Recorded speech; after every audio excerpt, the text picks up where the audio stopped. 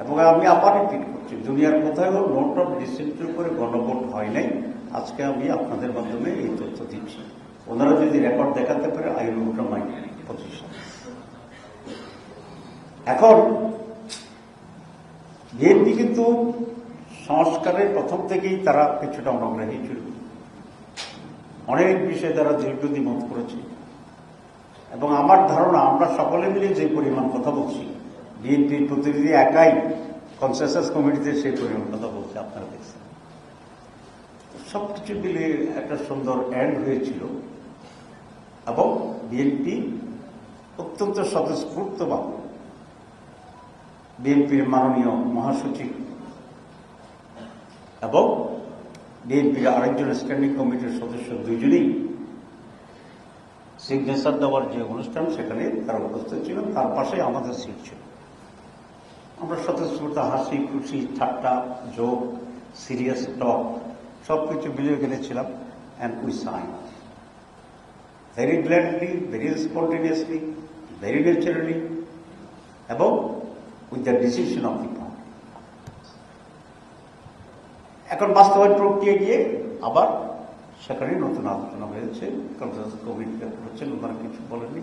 হঠাৎ করে দেখলাম যে বিএনপি ফোঁস করে উঠছে এবং অগ্নিশর্মা মূর্তি, হঠাৎ আমাদের একটা বিস্মিত হয়েছে যে হঠাৎ কি হয়ে গেল, রাতে কি স্বপ্ন দেখলেন এবং স্বপ্নের পরে এসে ওনারা এটা কি রিয়েক্ট করলেন। রিয়েলি আমি পার্সোনালি আমি এখনো বিস্মিত। হয় দেখেছেন।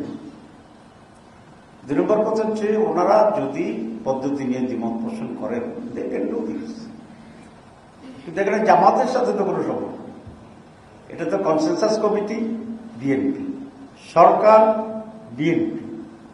এখানে বিএনপি জামাত তো কোনো পয়েন্ট না, জামাত জামাতের জায়গায় আছে, ওনারা ওনাদের জায়গায় আছে। আমরা বুঝে শুনে যেহেতু সিগনেচার করেছি, আমরা দ্বিমত পোষণ করার কথা কোনো প্রয়োজন হচ্ছে না আমাদের। ওনারা হয়তো সিগনেচার আগে ঠিক মতো বুঝে শুনে করে নাই হয়তো বা, তো পরে যখন বুঝতে আসছে ওনাদের দৃষ্টিতে, তখন ওনারা বিরোধিতা করছে, তো করেন। কিন্তু আমরা বিশ্বের সাথে দেখলাম যে ওনারা সংস্কারের বিরোধিতার সাথে সাথে জামাত ইসলামীকে টার্গেট করে বিরোধিতা করা শুরু করেছে। আপনারা দেখেন ওনাদের কথার ভিতরে অনেক কন্ট্রাডিকশন আছে। মাঝে মধ্যে যখন পত্রিকা আসছিল যে বিএনপি সংস্কার চায় না, তখন ফখরুল ইসলাম সাহেব প্রায় 2 মাস আগে এক বক্তৃতা বলছেন সংস্কারের বাবা হচ্ছে বিএনপি। আপনাদের নিশ্চয় জানা আছে বাবা শব্দটা বলছেন।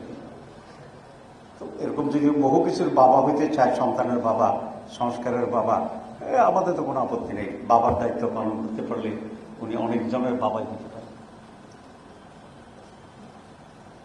একদিকে সেক্রেটারি জেনারেল বলছেন সংস্কারের বাবা বিএনপি।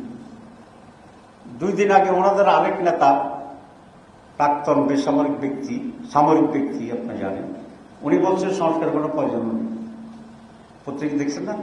আচ্ছা, আমি সব পত্রিকার কাটিং আনছি, ওনাদের বক্তব্য, এটা আমার পত্রিকা যেগুলো আসছে। তাহলে একজন বললেন যে সংস্কারের বাবা বিএনপি, আরেকজন বলছে সংস্কার দরকার নেই। এখন আমরা কোনটাকে বিশ্বাস করব? ওনারা বললেন যে জামাত ইসলামী কি করছে, মিথ্যা বলে জনগণকে বিভ্রান্ত করছে। এখন কোনটা আমরা মিথ্যা কথা বললাম, এই কথাটা তো আমাদের জানার একটা অধিকার আছে। আপনারা না, যেহেতু আমরাই মিথ্যা বলছি বলতেছে, তাহলে কোনটা মিথ্যা বললাম এই কথা আমাদের জানার অধিকার আছে। আমি ফখরুল সাহেবকে অনুরোধ করব, উনি আগামীকাল এর ভিতরে বা ওনার সময় মতো জামাত ইসলাম কোন কোন পয়েন্টে মিথ্যা বলছে এটা জাতির কাছে পরিষ্কার করবে। আরেকজন বলছেন যে জামাত ইসলামী প্রতারণা করে আমাদেরকে বেকায়দায় ফেলে দিচ্ছে। ওনারা বেকায়দায় পড়ছেন কিনা এটা আমরা জানি, এটা ওনারা বুঝতে পারি। কিন্তু আমাদের কোন কথার কারণে ওনারা বেকায়দায় পড়ে গেলেন এটাও আমরা টের পাচ্ছি না, কারণ আমরা এমন কিছু করতেছি না যে ওনারা বেকায়দায় পড়ে যান। তা আমি মনে করি এগুলো ওনাদেরকে এখানে পরিষ্কার করা হবে। ওনারা এখন একজন এক এক চ্যাপ্টার নিচ্ছেন জামাতের বিরুদ্ধে। সেক্রেটারি জেনারেল এক চ্যাপ্টার, স্ট্যান্ডিং কমিটি আরেকজন আরেক চ্যাপ্টার। ওনাদের আরেক নেতা বলছে যে জামাত ইসলামীকে ব্যান করা উচিত। ঠিক আছে না? খুব ভালো।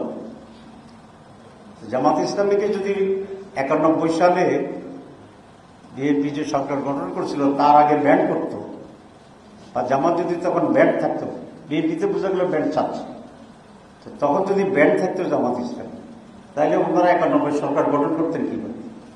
কারণ জামাতের সমর্থন নিয়েই তো সরকার গঠন করছে। তো জামাত ব্যান্ড থাকলে তাহলে 91 সরকার কিভাবে গঠিত হইতো জামাত ব্যান্ড থাকলে? আমি ওনাদের কাছ থেকে এই ক্লারিফিকেশন চাইতেছি। আপনাদের খেয়াল আছে না, জামাত ইসলামী তখন 18 আসন আমরা পেয়েছিলাম, কোন দলের মেজরিটি পায়নি। তখন ম্যাডাম খালেদা জিয়া জামাত ইসলামের কাছে অ্যাপ্রোচ করেছিলেন বিএনপিকে সমর্থন দেওয়ার জন্য, সরকার গঠনের জন্য।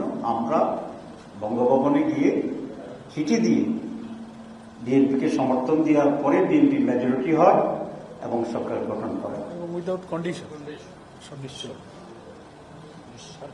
আচ্ছা, সেটাও নিঃস্বার্থ হতে পারে, উদ্যোগ কর্মীরা বলছেন, সেটা কোনো ম্যাটার না। ম্যাটার হচ্ছে জামাত যদি ব্যান্ড থাকতো, 18 সিট না যোগ হতো বিএনপির সাথে, তাহলে বিএনপি কি সরকার গঠন করতে পারত? তো তাহলে বিএনপি যদি 91 সালে সরকার গঠন করতে না পারত, আজকে বিএনপি কি অবস্থায় আসতে পারত? বিএনপির ইতিহাস তো এরকম হতো না, হয়তো ভিন্ন হইতো। তখন আওয়ামী লীগ আবার সরকার করতো, তারপরে কি হইতো, এটা কাল্পনিক, এখন তো আমরা বুঝছি না। তাইলে বিএনপি নেতারা এমন কথা বলেন, যে কথা যদি সত্য হয় বা সত্য হইতো, তাহলে বিএনপির নিজস্ব পজিশনেরও একটা হুমকির ভিতরে পরিচিত সরকার করতে পারত। কথাটা কি আমি বুঝাতে পারছি আপনাদের?